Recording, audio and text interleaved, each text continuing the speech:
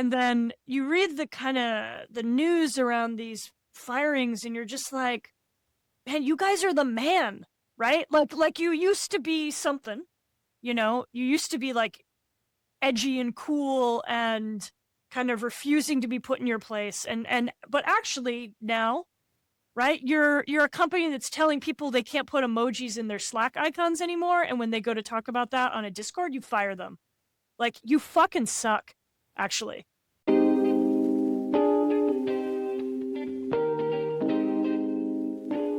Welcome to Unboxing, Play and Profit for the Gaming Curious. I'm Lane Nooney. And I'm Joost van Dreunen. And we're here digging deep on why games matter in today's economy.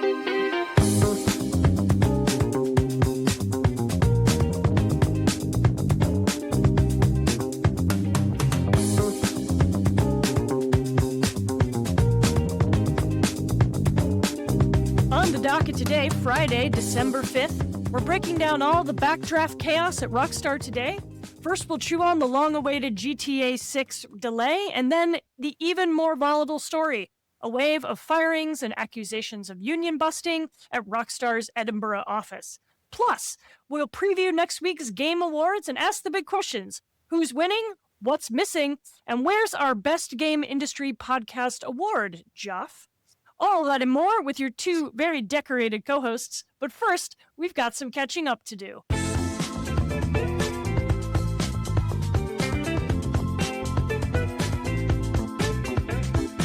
Joost, Merry Christmas. ¿Cómo estás? Feliz Navidad, Lane. Hello. How goes it? How was your Thanksgiving? Oh, it was so merry and full of love. I really believe you when you use that tone of voice. No, it was actually pretty good. I'm the kind of person that has very low expectations of family gatherings and holiday events. I'm sure your wife loves to hear that. No, that is nothing to do with her. That's how I was raised. Like, the holidays are stressful, and so this year was actually kind of great. We sort of life hacked a lot of these things over the years, and so we went to Pennsylvania. We saw Grandma. The kids had a great time. We stayed at a hotel, which is an amazing experience apparently when you're 4 years old. Yeah, and you totally. get ice cream and get to eat in bed while watching TV in a strange house in a strange room, and it's full of corridors and stuff. So it was an adventure. The one thing I'll note though is like I find myself increasingly estranged from the suburbs. It seems on paper like such a logistically easy place to live, and I find it increasingly difficult to navigate it effectively. For instance, breakfast with the kids the day after, you're like, where do we go? And there's just nothing open. There's no walk-in diners. There's no restaurants. Nothing's open. You get there, they're out of egg McMuffins. And so now we're eating apple cake at the McDonald's. There was no Denny's, no Waffle House, listen, no. I didn't know. I thought the suburbs were like these paradise-like places of just abundance, and it's just it's food deserts all around. It's like, so it's me. I recognize that. Everybody else seemed cool, but I'm getting worse and worse at navigating the suburbs. So that's how that went. What about you? Did you stay in the city? I did. I stayed in the city. I had low-key Thanksgiving with a new girl I really like. We just went to her house. Made 6 courses of meals of food. Is that like a milestone, a relationship milestone? I haven't had a standing Thanksgiving on Thanksgiving Day in years. I had some friends who were game designers who lived on First Ave in Manhattan for a number of years, and they always did the kind of orphans Thanksgiving. It was just like a totally motley crew at the table every year. There were many traditions, from the cocktails we drank to like the specific kind of side dishes that were served, to everyone taking a turn on the massage chair at the end.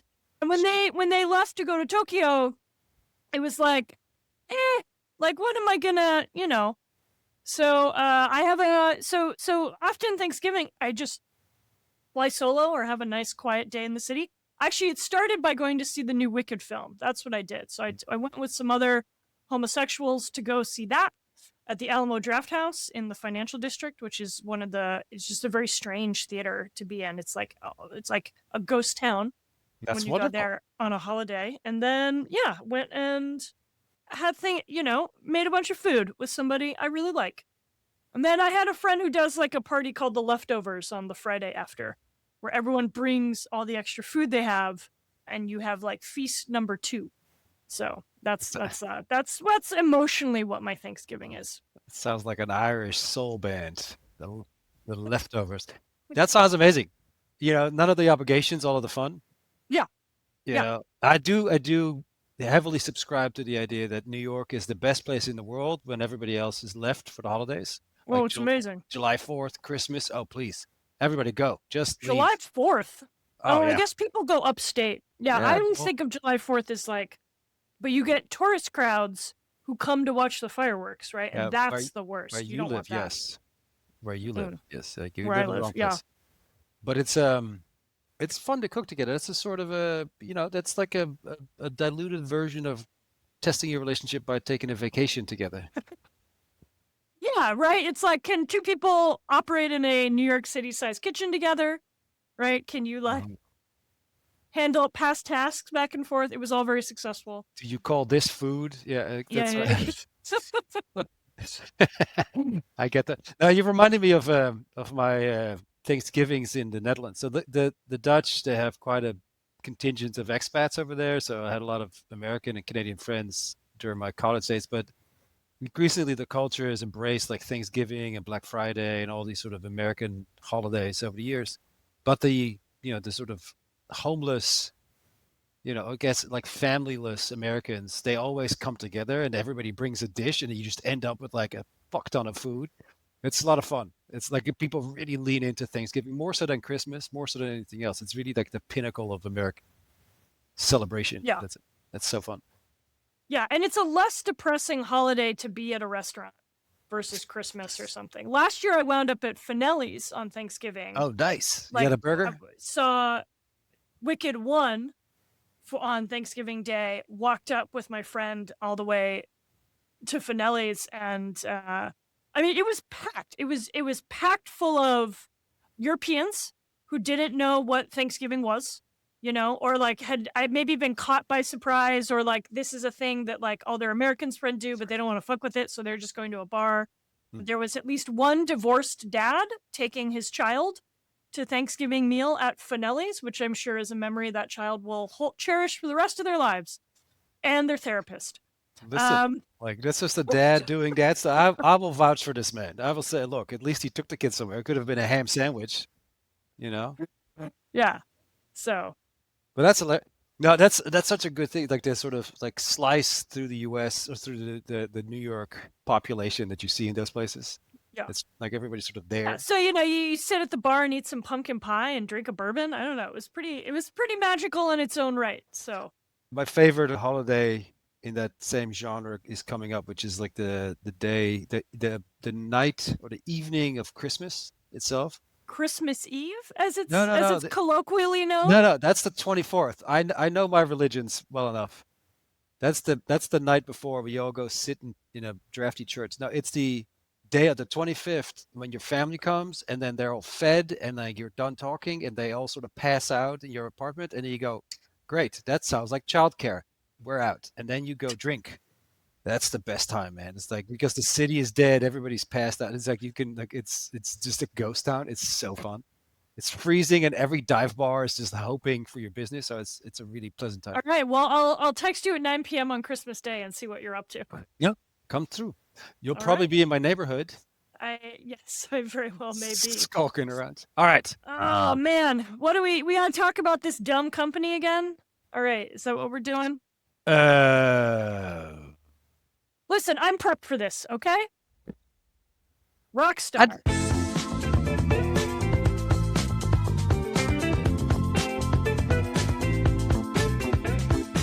I already disagree with you. Wait, let's go. Listen, okay, so we had discussed when the GTA 6 delay got announced. Hmm. We were like, do we talk about it? And I was like who cares, right? That was sort of my opinion. This new release date, November 19th, I think, 2026, like nearly a year from now. This is the second time the date's been pushed.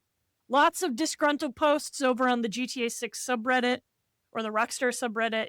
Lots of, it's a good showing of memes of GTA CJ in that long alley, like, oh shit, here we go again, right? Or Tommy Vercetti throwing the phone, all the best Grand Theft Auto memes are coming out, but what can you do? You know? But what made it worth maybe discussing here is that this delay is now happening in the shadow of this messier story about the firing of over 30 employees at Rockstar Edinburgh who are participating in union related conversations in a private Discord, which Rockstar has labeled a public forum. Rockstar says they were let go for gross misconduct. Their unions say that this was retaliation for organizing. There's been protests, public statements, elected officials from Scotland getting involved, a wave of internal support from other Rockstar staff. So we're going to be kind of putting these two events side by side to talk about them in a little bit of a package today. So Yost, to start with the delay, you've been following Rockstar for decades. Live, yes. Yeah, what's the word on the street about what's happening? Is there something bigger we can glean about what this tells us about the industry? Do you think it's really gonna? Do you think at the end of the day another delay matters? What's going on here? That's a good question. So let me start at the so the excitement is sort of palpable, right? So you have investors and you have players, and it's been just to get the numbers right. The last release, GTA 5, came out in 2013.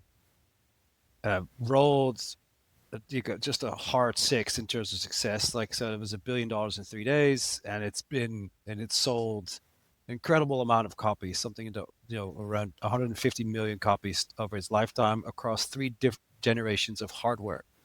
So on paper, this is not just a blockbuster success in the games industry. It is one of the biggest entertainment releases in just human history. Never seen anything like it before. There's no movie that comes close. And we can kind of, puzzle, of course. It's like, well, is that really true? Whatever. Top 10 ever. And it's one of the biggest in the games industry. And so stakes are high for everyone, including Take-Two. So Take-Two consists of a bunch of different labels, but Rockstar's, of course, it's Parade Horse. That's the pretty one that everybody will constantly hold on to. They're responsible for Red Dead Redemption and the Grand Theft Auto series, among other things. And so when finally we hear about GTA 6, it's like, oh my God, here it is again, right? And it's a seismic event in terms of release. Now, in the meantime, Take-Two has shifted quite a bit as an organization. It now also owns Zynga, for instance, and a bunch of other subsidiaries. They've effectively done what Activision Blizzard did before it, which was acquire a bunch of mobile game companies to flesh out its little pie chart of different channels, platforms, audiences. And so Take-Two has been doing just fine, right? In the absence of a release for GTA 6 or an even like sturdy date, it now, they continue to go up in share price on the stock market, and the consumers are totally fine. The thing about the player base is that, of course, they're going to wait. There's such a elastic demand for this. Like, you could charge $200, people would pay it. You could launch it in 2027, people would wait for it. Where are they going to go? What are they going to do? So it's like at its peak anticipation. So there is, in other words, no real hurry for Rockstar to actually act on this anytime soon. Historically, also, they've delayed releases just to kind of get it right. And getting it right in their case makes a huge $1 billion difference, right? It's the reason why GTA 5 is still one of the most popular games on console, one of the most popular games on PC. It's one of the top selling games on Netflix games. We talked about Netflix before. Like, they struggle to have their own IP, but GTA is one of their top sellers, strangely. On Twitch, it's, I think, the number 2 or number 3 in terms of watched hours every month. So, like, when do you decide with confidence to kick this out and reset the cycle? And that's the fundamental question. It's like, they're not moving because they don't really have to, right? And so does that tick everybody off? Absolutely, right? Everybody's very worked up about it. We'll see if it holds with this date. I predicted as much 2 years ago, and so here we are with the second delay. Now it's next year, November, so a Yeah. full 11 months from now. Can you wait that long? Are you excited? Do you care? Next question. I think I finally accepted that I need to get an Xbox XS. Like just the console generation is ending. I probably need to upgrade because I'll want to play Grand Theft Auto. I mean, am I going to be? Will I buy it when it comes out? Probably, unless I'm in the middle of something else. Unless Power Wash Simulator 3, has dropped. It's the same Um, level of, yeah. yeah, same level of engagement. It's when you've set expectations like this, it's always how is it even possible to? I mean, there's a kind of it's like what was so great about 5, now that you think about, right, it's so iconic, it's so important, it takes up such a large piece of the kind of cultural mental property, and you're like, wait, why does everyone think this game's so cool? What? How do you beat that? Is it possible? Is this game always going to just live in the shadow of 5? Right? I mean, I would have creative anxiety that is endless. On what scale do you compete, right? To produce a better game. So, or is it just going to be kind of like bigger and better slop? Bigger and better Better slop. slop. So you More sound super jump, excited. more run, jump, swim, shoot, I think that's a big question. It's like it's not just the qualitative improvement or meeting the expectations on a game level, it's also on an industry level, right? So the broader conversation that seems to be taking place here is that the release of this game is going to have to like pull the current industry's decline in the opposite direction, right? It's going to save us all. That's one of the narratives that's out there. Yeah, that seems ill-advised to hang the But hat why do you on. say that? Why do you say that? I mean, it's gonna course correct. One company's game is gonna course correct the entire industry, Mhm. It right? brings us back to relevance. Look at how amazing we are as an industry at whole. I mean, come on.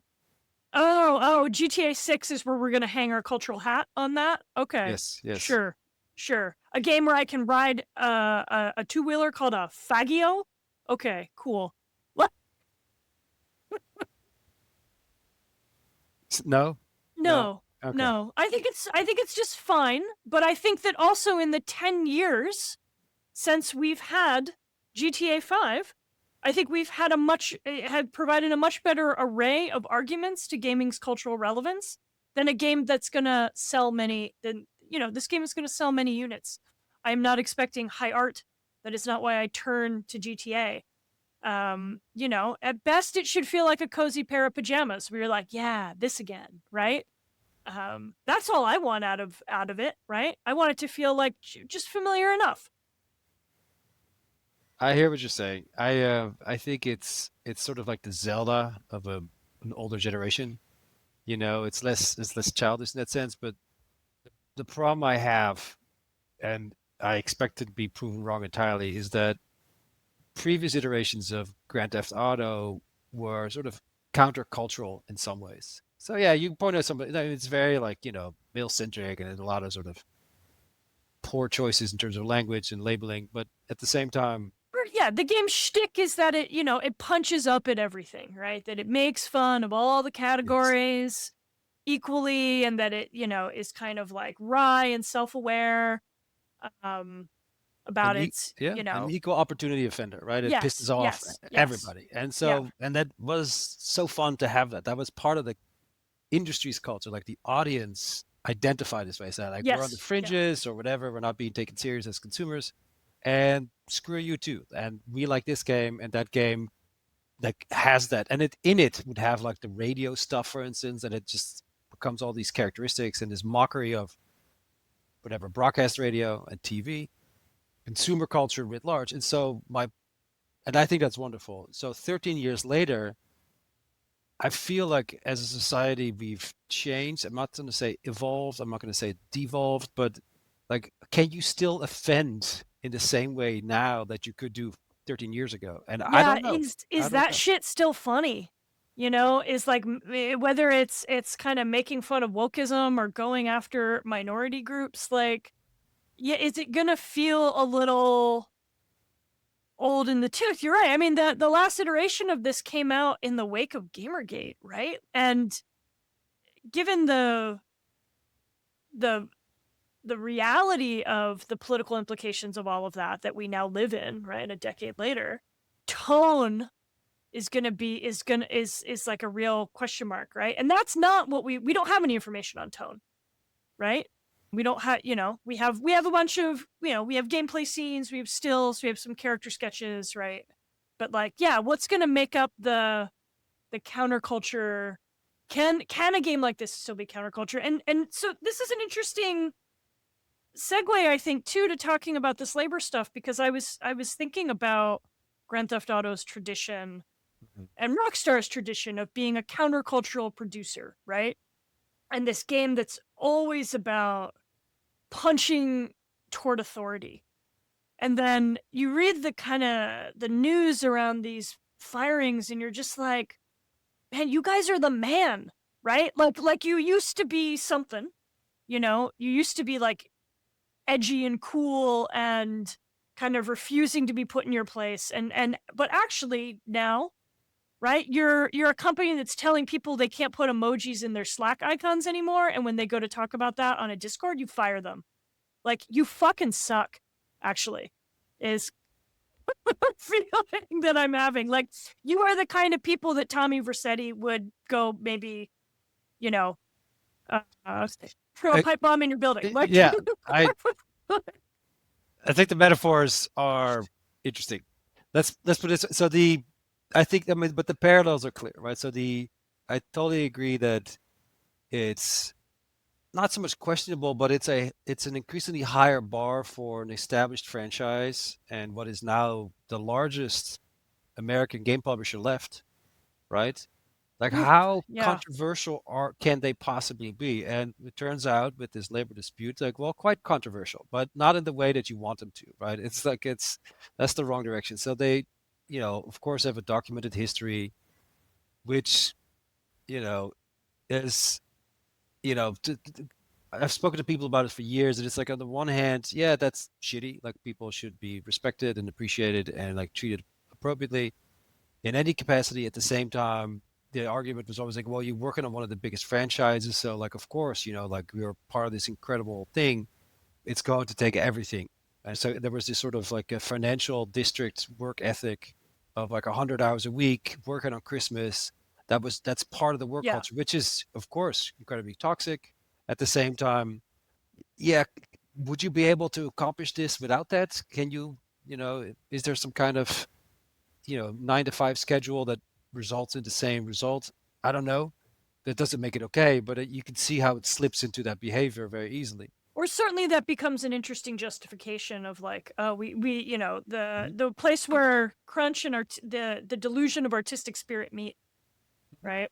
Oh, absolutely. Um, So that's a tough thing to work out well. I do believe that the company as a whole has. So I would localize the problem more. I think that, like, if you look at Take Two, it's a rather disciplined organization, and it, 2K and Firaxis and but used to be private division, all very different strands in the same sort of fabric. But Rockstar in particular is like every other one of those like big studios that has The Last of Us on its name, or some other big title, and you're like, oh, there was a lot of toxicity in the workplace, and so a lot of that carries forward as the industry starts to then modernize and say, well, workers have rights. And so I find that that's a hard thing for them to be on the wrong side of, depending on how this plays out, of course. But it I seems to mean, be a recurrent theme in the industry at large. yeah, I mean, interesting, right? The current dilemma is not about crunch or even necessarily like a toxic workplace. Have you followed the details on this one? Yeah, the punchline that I took away from it was that the people that got laid off were the ones that were involved in basically trying to unionize, and they conspired to leak some of the GTA stuff. No, they did not, Yost. That's not true. No, Right? that was the story. I'm not saying I'm not a judge of this. That's Why don't the you story enlighten from me? where? There's no verifiable evidence that is that happened, They were clearly right? all terrible people. No, I don't know. Like, you tell me. I'm We're sure just there. spreading misinformation on this podcast, right? Let me get out my Rockstar talking points, like All right, let's. the ruffle of the paper happening over there. No, I mean, so probably the deepest coverage that's been provided by this has been from People Make Games, which is, it's wild to me when like an investigative YouTube channel does like breaking news on the game industry. But they were able to do a kind of, they were given information from one of the fired employees, including, screenshots of chat logs and things like that they were able to share. Rockstar has, and so here's kind of like the general map of what goes down, is that what was being discussed, as far as any evidence has been provided, and Rockstar has not coughed up any evidence that people were leaking GTA related materials. What they were quote unquote leaking, and by that we mean discussing on a Discord, were issues related to changes in company policy, particularly around Slack usage. So Slack is an interesting actor or appearance in this discussion. So Rockstar Edinburgh had gone through and removed a bunch of the kind of personal hobby Slack channels. Like channels for at a big company like that, there's often a lot of channels where people post like, this is my knitting project, or this is what game I'm playing, or here's a picture of my dog, right? And a bunch of those got wiped on claims of productivity.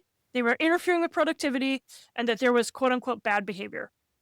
And this was not a Gross misconduct. No, that was not. Gross misconduct was applied to the employees.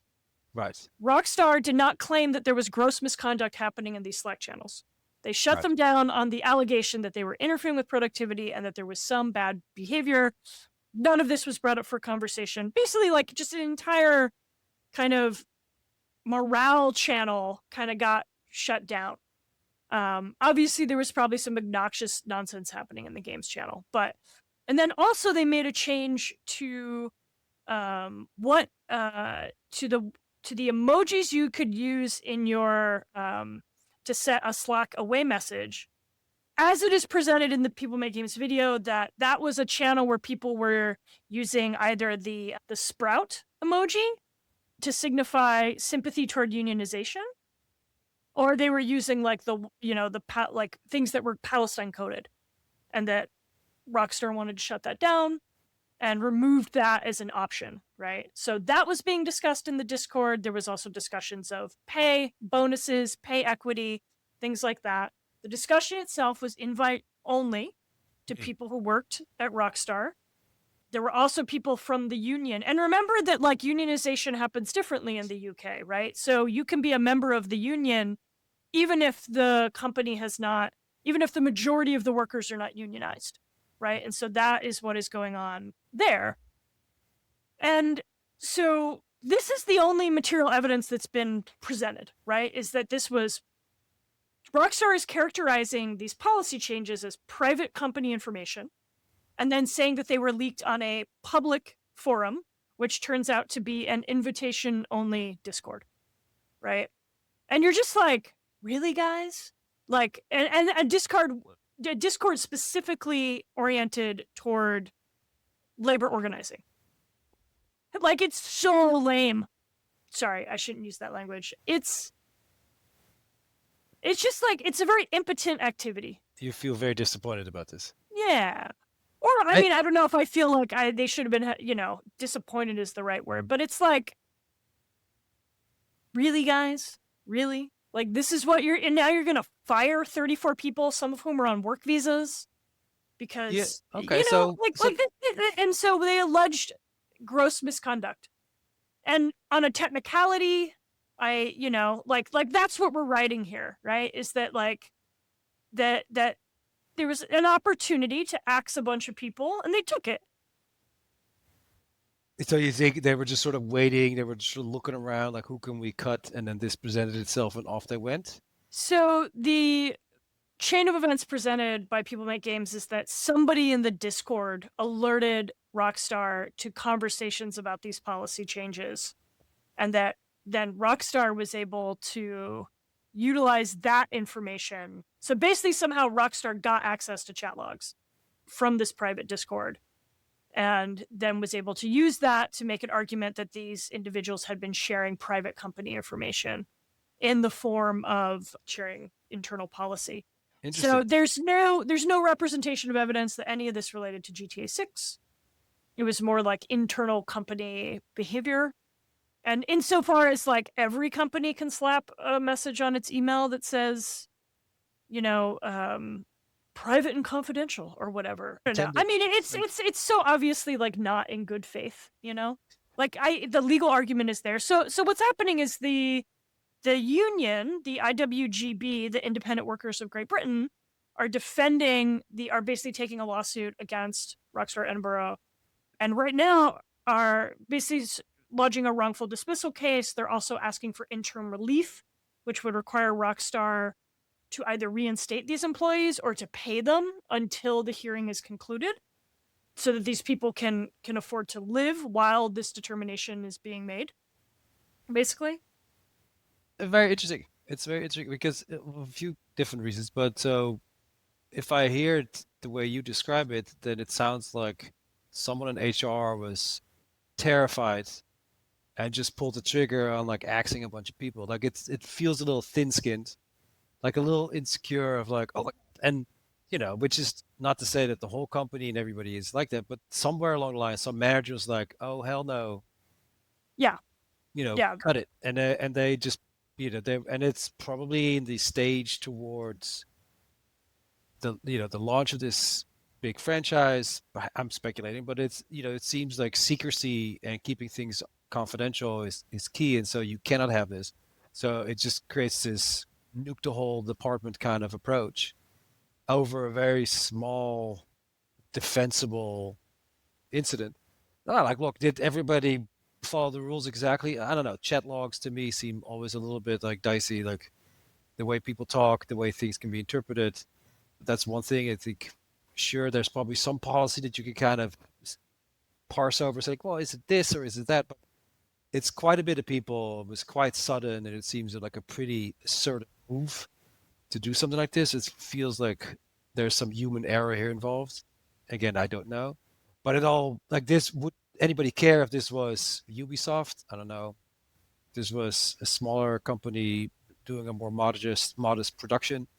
I think it speaks for me to the larger conversation, like how unionization and labor rights are becoming a much more prominent conversation, and the industry is still figuring out what that means, right? Both the people that are fighting for those rights, as well as the employers that are trying to deal with the HR managers that now have to confront this type of conversation. Like, is this happening on our watch? Is this a server? Is this a digital space where you can have these conversations, or are you inadvertently union busting by doing this?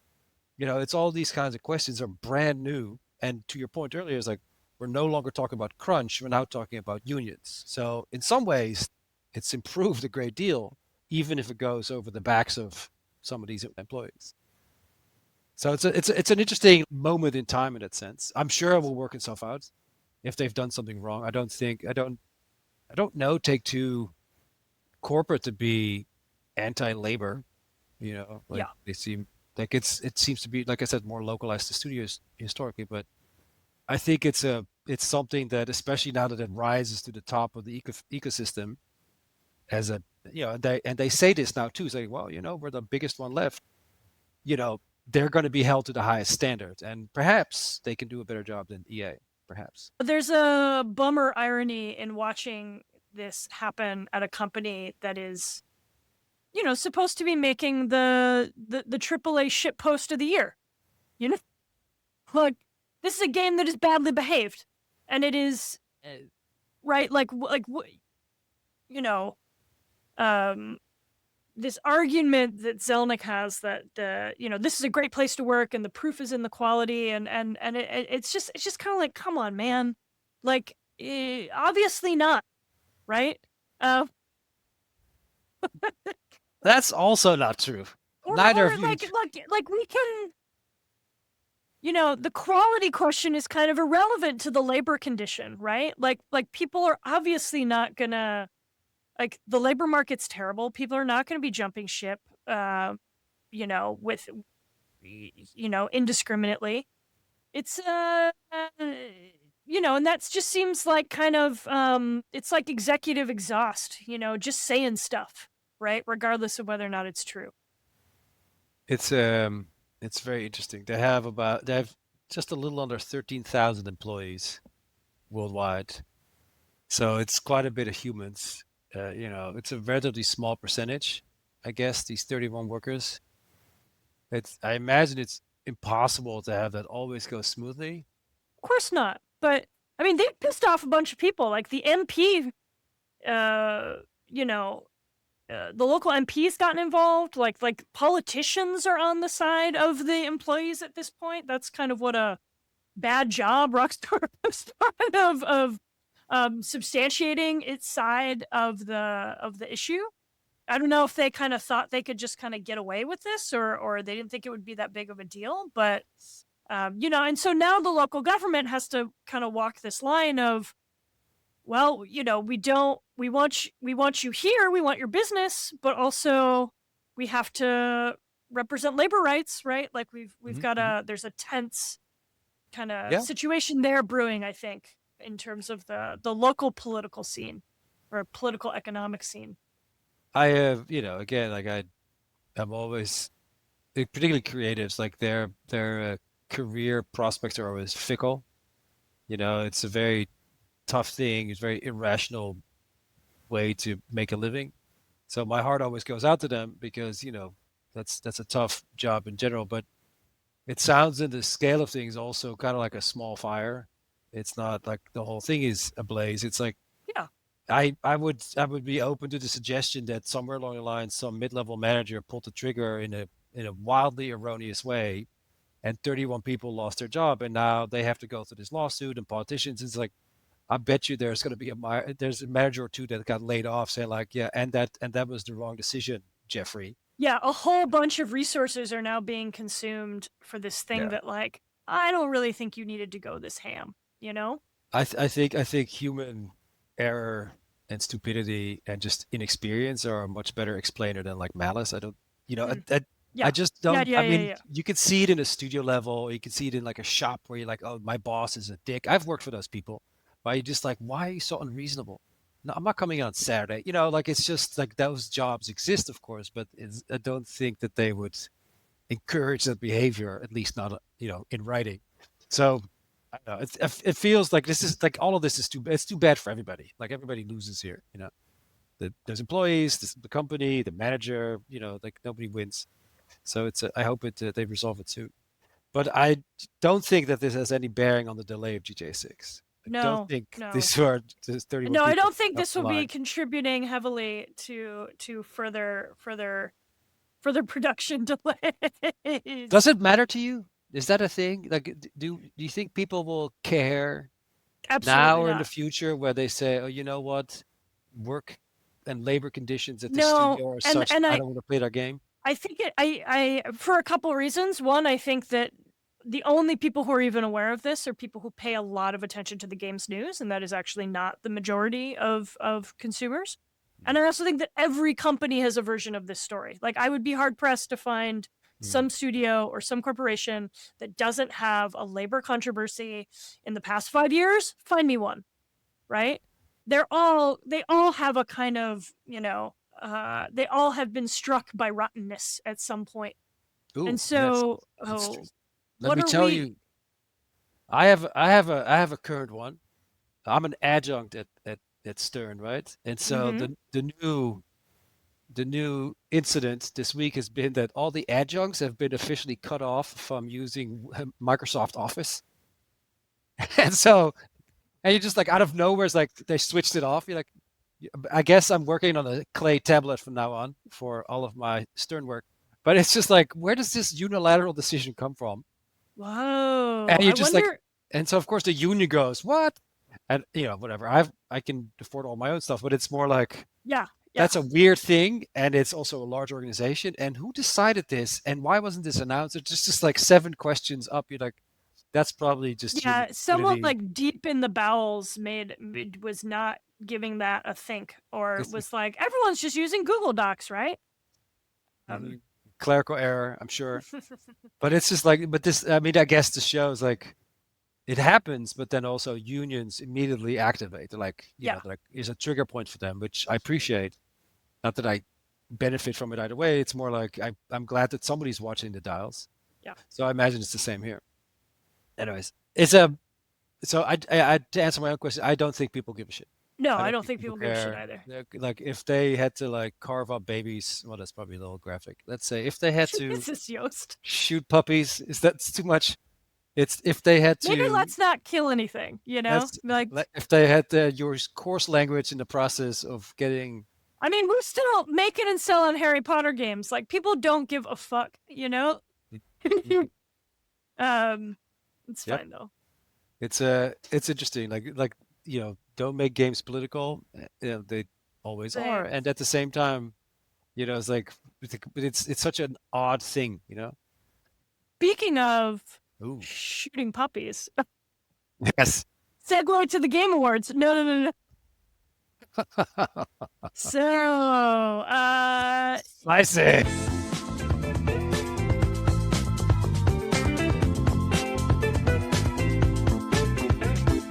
yeah, next week, Jeff Keighley's annual neon lit display of pageantry and product placement. The Game Awards returns Thursday, December 11th.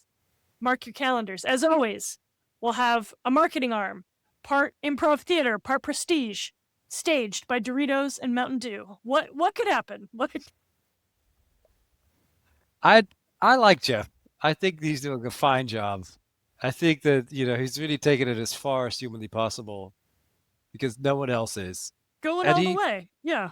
like it's just like the games industry has always been so like self-conscious about not having an Oscars, and then they have this, and it's still not good enough. You know, I see the shortcomings. It's super expensive to get like a 30-second spot there. It's mostly commercials. Like the listings. Like, there's like a whole array of complaints that you could stand up in this context. Yeah, okay, well, I'm who not else is listen, doing I'm this? not here to make it we are here today to talk about the meat, to talk about the nominees. Right under all the spectacle, I think there's some Okay, let's do nominees. some clues about where the industry think quality lives right now, what kinds of games get canonized, who the system actually works for, right? Um, have you looked over the nominee list I for? have. Yeah. So what are your takeaways? I always have a hard time finding myself in the recommended or suggested nominees here. Like it doesn't gel with me. So like it's a lot of different things, but what I'm missing is sort of a recognition of the technical components, Oh, like the behind interesting. it. I mean, speak of the devil here, but it's the conversation I had with a former Rockstar producer years ago, and this phrase sticks with me, which is there is no red carpet event for the person who made the helicopters fly in GTA. And by fly he meant fly in a credible sense, right? And so the same thing you could say about the was it Horse mechanics, horse mechanics. in The I Witcher. I remember, Best fog. like, but that's somebody's life. That's somebody's day job. I went to see Guerrilla Studios, and they showed me a bunch of stuff that they're working on. And it's like, and so you realize that these studios are enormous, and people have these really seemingly insignificantly small jobs and responsibilities of like, as you walk through the field, like bunnies jump out of the grass and butterflies, and it's like there's a person who does the butterflies, and he's like incredible, and their whole desk is just butterflies, and it's like, and so that's their whole, like, they dedicate their adult awake time to this effort, and there's just no category that these people find any recognition, Yeah, and I I mean, yeah, find you're that right. that Yeah, I now find that that missing. I kind of look at them as a grid, kind of technical innovation is not really we have innovation and accessibility, but otherwise it's kind of narrative, art direction, score and music, and audio design is two separate things, which are two separate things and great. Um, but and then it's a lot of genre qualifications, right? But kind of technical feat is not really present, right? Whatever we might consider that. to be, right? Like, yeah, best programming is a little innocuous. I mean, where do we see those awards in the Oscars, right? No, I mean, that's a question, right? I guess you get best special effects is a category for, that's where that falls into for other kinds of visual production. Yeah, so maybe it kind of falls under art direction here, which feels like a bit of a misnomer, but you know, Yeah, it's a good question. I don't know. Like, I mean, at some point, like, I mean, in fairness, like when they do all that technical stuff on the Oscars, nobody watches any of that. Right? That's well, not like nobody watches the Oscars anymore, but that's a different story, right? I do think a thing to note here is that in terms of like the bigger trends in the list of all of these games nominated across all these different categories, Claire Obscure Expedition 33 snatched a dozen nominations. It is the most nominated video game in the award show's more than 10-year history. So that's super historically interesting. Sony Interactive is the most nominated publisher. I think it has like 19 nominations across all of the stuff it's released. Then Kepler Interactive, then EA and Microsoft. So Sony clearly dominating in the kind of innovation in game category, innovation widely imagined, however you want to talk about it. Have you played Claire Obscure? no. Have you heard of it? Of course, because people won't shut up about it. I know our students are into it. But it's that. I mean, this is we talked about this before. This is why I teach because I make them play it. It's the same with like Dispatch and all this other crap. It's like Arc Raiders. It sounds amazing. So I just don't have the time. The but it's I always go not so much by the volume, but the diversity of people that tell me something is good. I get like I get it. Power Wash Simulator, Baldur's Gate, Game of the year. game of the decade. Like it should be a separate lane category. You know, is there anything about like the diversity factor here? Is anything Diversity in what like sense? like something a little bit broader defined and the same narrative all over again? Like I mean, like, listen, I actually, as Rambo. I spent some time with the listings, I actually was kind of pleasantly surprised, right? I mean, if you look at the what 5 games that are up for Game of the Year, none of these are AAA tentpoles. Maybe with the exception of Death Stranding and like even Donkey Kong Bonanza. I mean, it's you've got those two, Clair Obscur, Silk Song, and Hades, right? Oh, and Kingdom Come Deliverance 2. You know what I'm talking about. That medieval Yeah. game, Yep. right? None of these are your kind of banner, I'm going to see a billboard for these games kind of productions, right? Since I haven't played Clair Obscur either, I read a number of the I went and read a number of the critical reviews of it because I was like, what's the big deal about this game? Like, why is it like it's gotten more nominations than any other game in the awards history? Like, what like fucking magical things must be happening in this game, and it seems like it's what makes it special is that it's just a really, really, really, really, really good RPG. That it's 35 hours, which is short compared to the bloat that we're used to out of these genres, and it tight on the dial of tone, mechanics, audio, narrative, all from a fairly this is kind of a I can't remember if Sandfall is a totally new studio or but like this is not like a major company that everybody's heard of, and it's interesting to see such popularity around a game that it just seems like, what did it do? Oh, it just did everything with a lot of care and like intuition and really high detail. Lots of praise for the combat. Right, but I was like, oh, this is not, we didn't invent a genre. We didn't come up with a whole wildly different type of game. This is just this is this genre done, to the peak. Interesting that that's the game that would get a dozen awards across all of these different categories, right? And like, and most of the stuff that's showing up in the top lists are yeah, they aren't the kind of what I might have thought of as kind of the usual suspects. They're a bit more interesting. I'm very interested to see how Silksong versus Hades does. Hades is definitely more my game versus Silksong.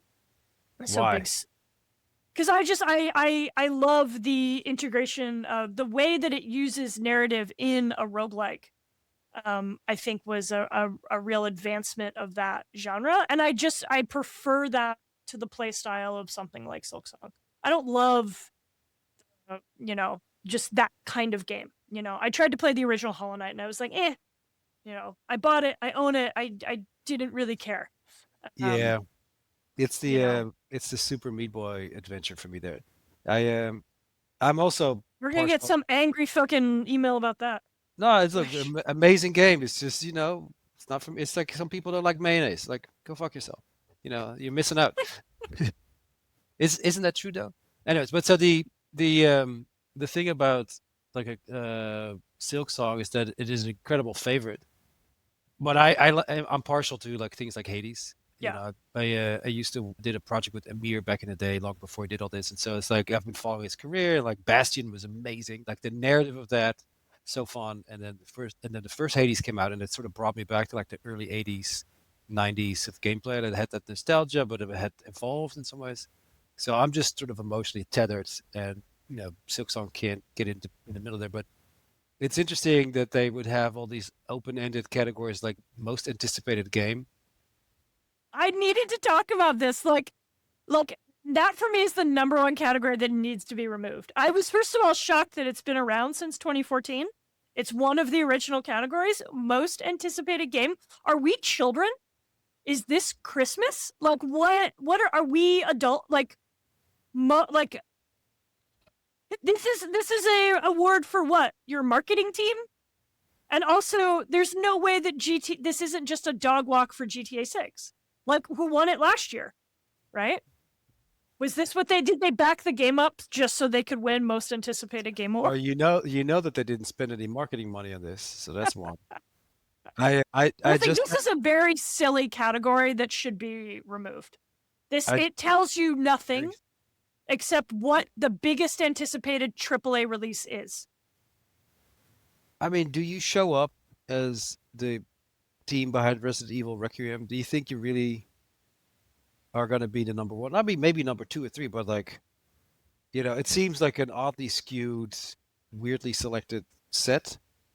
The Witcher 4, like last year we saw the first trailer, that looked quite amazing, and it's still pretty far off. And So, and like we could have this conversation again next year. and it's interesting because many of these, if not all of them, won't be the most interesting game released next year. It won't be the most interesting, right? Like what in the world are you measuring with anticipation? Like what is this as a analytic category, right? It's Mm. very silly and it's a little juvenile. And I do think like this getting stricken from the record would be a good one. I disagree. I want to go with like I like it because it is so like loosey goosey. Like, what is this? Is Jeff just make this up, or is there like some thought that goes into it? I am, is there a I calculation that gets that happens here?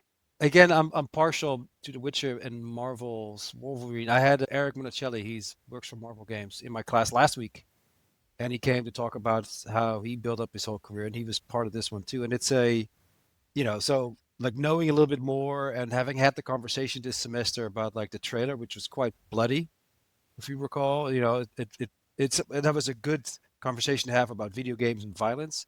Yeah, 007 First Light looks cool in that sense, but like I don't know, like it's not even apples to oranges. It's like apples to submarines or whatever the metaphor is. Like it's I just mean, like a weird.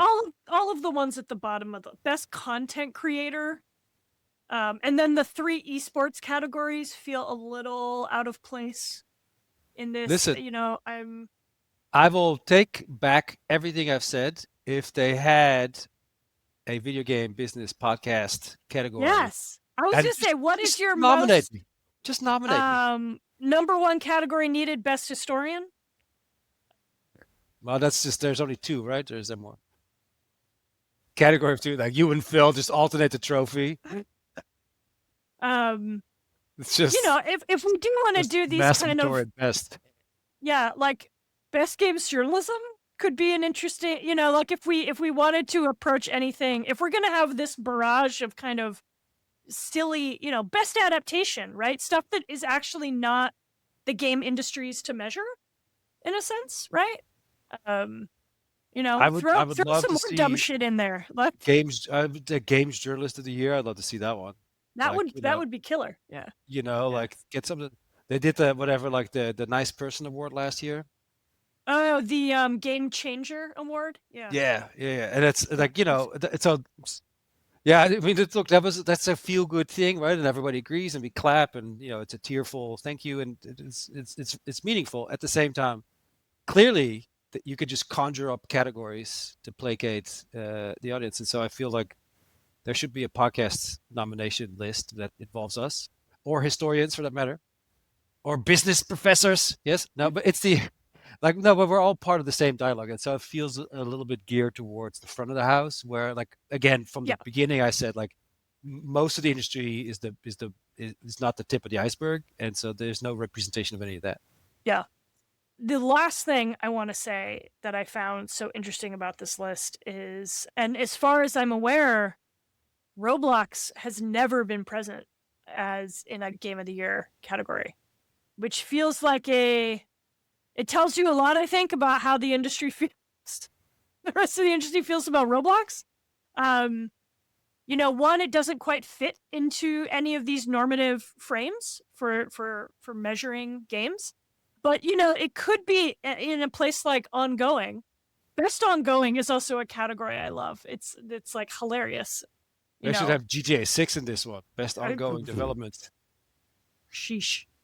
Sorry, was that But, I was looking at like what has Roblox ever won a game award for, and it has won the Kids' Choice Award from Nickelodeon, I think 2 years in a row, and alongside like Minecraft, right?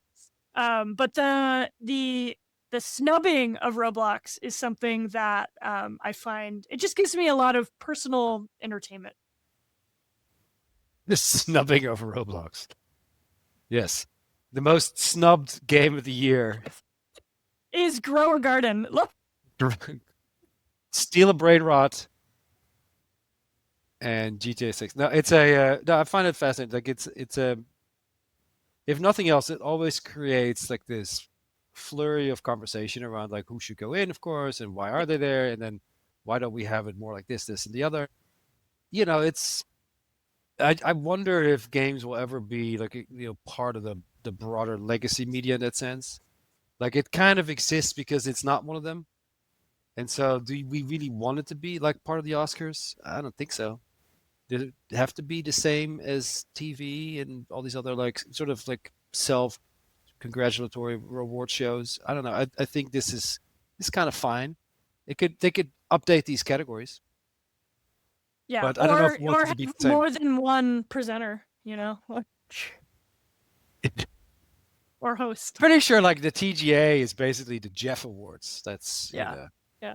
It's Get not, some of the streamers on there. Get Kai Cenat fucking hosting the. No, like he's nominated. He is. Let him do some actual work instead of sitting on his chair. So okay. All right. I feel like We've should exhausted roll out. the topic. We've exhausted the topic. I'm not sure we have time for Pones and Owns at the end of this episode. Okay. Then we will reserve those to a later date. And yeah, with that, everyone, let's watch the Game Awards, and we'll be fresh to talk about it next week, and we'll probably be doing an end of semester recap about our classes. How's that sound? Amazing. All right. With that, everybody, we are out. Good night, and